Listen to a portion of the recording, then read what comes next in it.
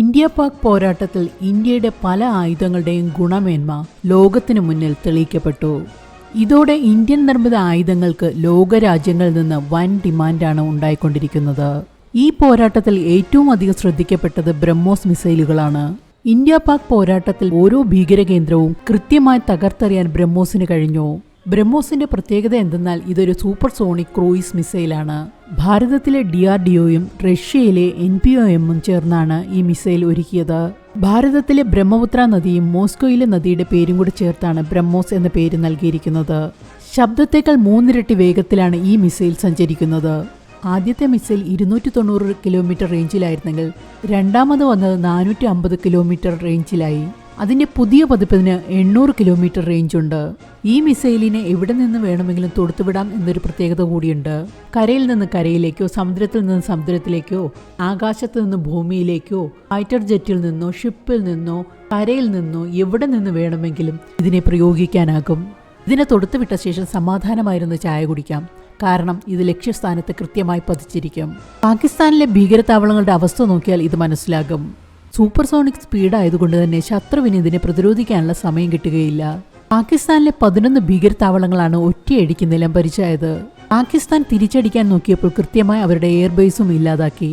പാകിസ്ഥാനോട് ചെറിയ രീതിയിൽ ഒരു ഉരസലാണ് നടന്നതെങ്കിലും ഒരു യുദ്ധത്തിൽ ഈ മിസൈൽ എങ്ങനെ ഉപയോഗപ്പെടുത്താം എന്നതിന്റെ ടെസ്റ്റ് നടന്നു കഴിഞ്ഞു. മിലിറ്ററി അനലിസ്റ്റിന്റെ വിലയിരുത്തൽ നിമിഷങ്ങൾ കൊണ്ട് ഈ മിസൈലുകൾക്ക് ലക്ഷ്യസ്ഥാനത്തെ ഭേദിക്കാൻ കഴിഞ്ഞു എന്നാണ്.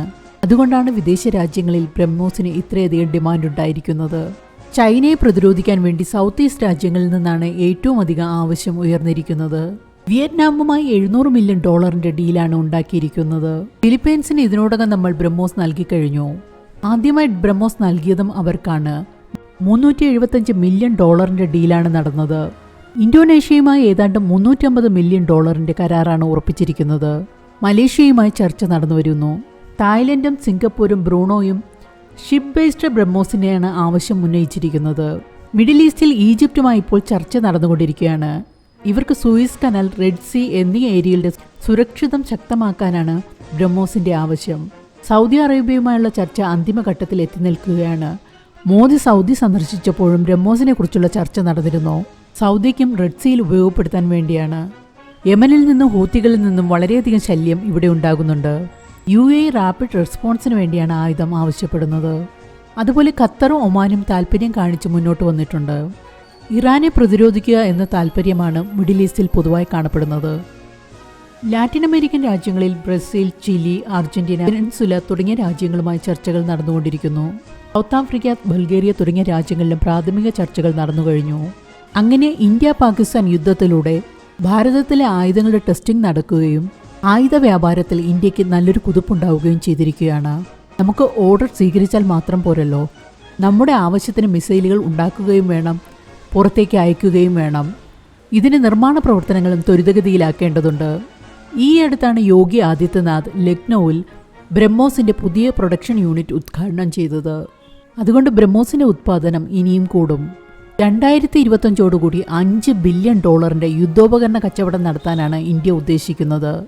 ചൈനയും വെസ്റ്റേൺ രാജ്യങ്ങളുമാണ് ഈ മേഖലയിൽ ആധിപത്യം പുലർത്തുന്നത്. ഇന്ത്യ പാക് പോരാട്ടത്തിൽ ചൈനീസ് ആയുധങ്ങളുടെ ദയനീയ പരാജയവും ഇന്ത്യൻ യുദ്ധോപകരണങ്ങളുടെ മുന്നേറ്റവും ലോകരാജ്യങ്ങൾ കണ്ടറിഞ്ഞതാണ്. ഈ ടെസ്റ്റിംഗ് ഇന്ത്യയുടെ ആയുധങ്ങളുടെ മേലുള്ള വിശ്വാസം വർദ്ധിപ്പിച്ചിരിക്കുകയാണ്. ആയുധ വ്യാപാരത്തിൽ ഇന്ത്യയുടെ ശക്തമായൊരു ചുവടുവയ്പ് ഉണ്ടായിരിക്കുകയാണ്.